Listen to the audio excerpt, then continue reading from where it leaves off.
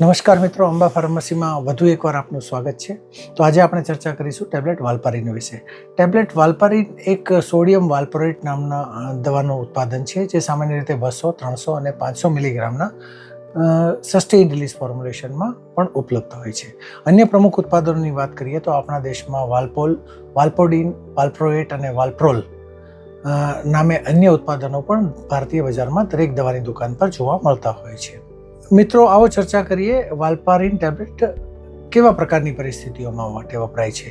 વાલ્પારીન tablet એક મગજને લગતા કન્ડિશનોમાં વપરાય છે, જેવી કે એપિલેપ્સી, જેને આપણે ખેંચ તરીકે ઓળખીએ છીએ, મેનિયાક એપિસોડ કે જેને આપણે હાઇપરમેનિક એપિસોડ તરીકે કે એટેક તરીકે ઓળખીએ છીએ, અને માઇગ્રેન કે જેને આપણે આધાશીશી તરીકે ઓળખીએ છીએ, જેવી પરિસ્થિતિઓમાં જેનો ઉપયોગ થતો હોય છે.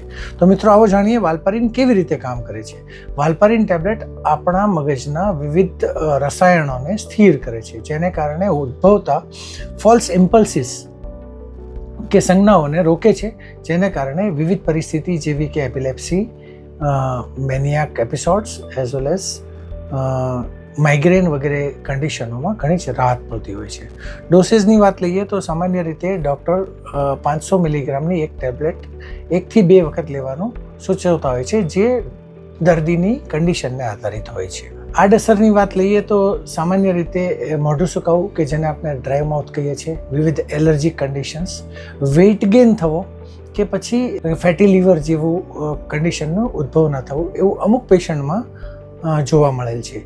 સાવચેતીની વાત કરીએ તો અન્ય દવાઓનો ઉપયોગ વાલ્પારીન ટેબ્લેટ સાથે કરતા હોય છો તમે, તો તેની જાણ તમારા ડૉક્ટરને અચૂકપણે કરવી ખૂબ જ મહત્ત્વની છે. આ ઉપરાંત વાલ્પારીન લેતા પેશન્ટોએ આલ્કોહોલનું સેવન બિલકુલ કરવું ન જોઈએ.